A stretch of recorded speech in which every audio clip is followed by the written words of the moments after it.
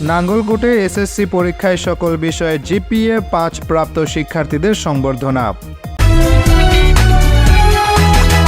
দেশ বাংলা নিউজ 24, সময়ের সাথে তারুণ্যের পথে। তোমাদের আগামীর পথ চলায় আমরাও হতে চাই প্রভাবক।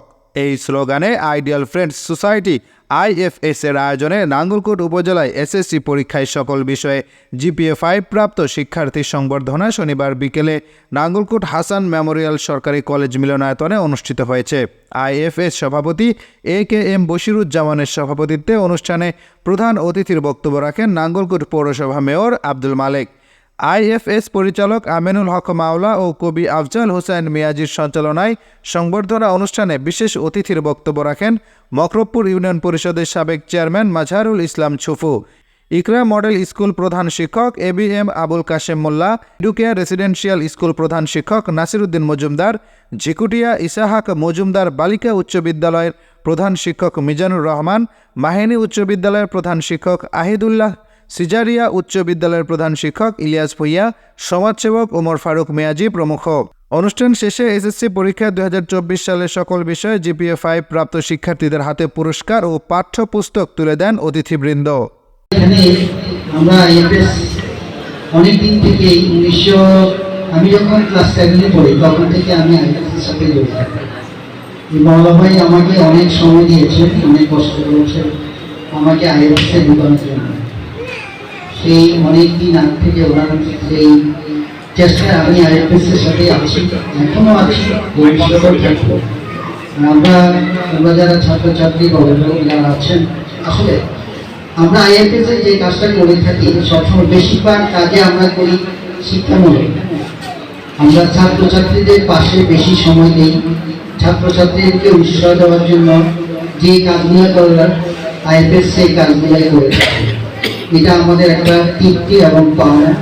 প্রতিষ্ঠিত হতে হবে, আমাদের একজন শিক্ষক যে ব্যাখ্যা দিয়েছে ওইভাবে প্রতিষ্ঠিত হতে হবে।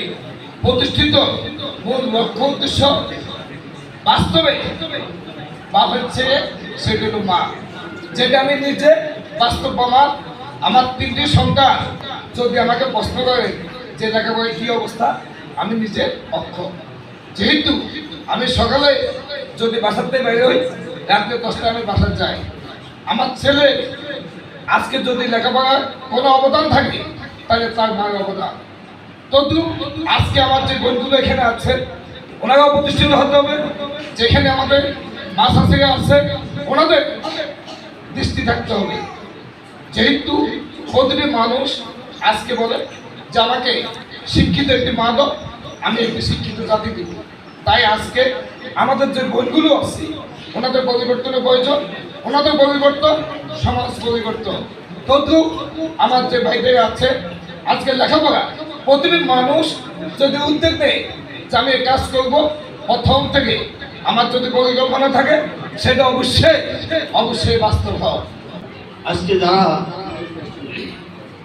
গোল্ডেন A+ পেয়েছে তাদেরকে পুরস্কার দিচ্ছেন এবং উৎসাহ দিচ্ছেন, এটা ভালো। আমরাও দিতে পারতাম, আমরা দিই না। আমরা অনেকে দল করি কিন্তু আমাদের দলের মধ্যে দিতে পারে, ওটা মনের ব্যাপার। আমি দেখলাম আজকে যারা গোল্ডেন A+ পেয়েছ আমি অত্যন্ত খুশি হয়েছি। ওরা নাঙ্গলকোটের সন্তান, আমাদের নাঙ্গলকোটের ভালো ভালো জায়গায় চান্স পেয়েছে। অনেক জায়গায় আমি দেখেছি শশী বিচারপতি, এই নাঙ্গলকোটের সন্তান প্রধান বিচারপতি হয়েছে। আরেকজন জাকির সাহেব রেজিস্ট্রার ছিলেন, এখন বিচারপতি আছেন। অসংখ্য আমাদের মধ্যে ডাক্তার আছে, সিলেট আছে, টিউনো আছে, সচিব আছে আমাদের মধ্যে।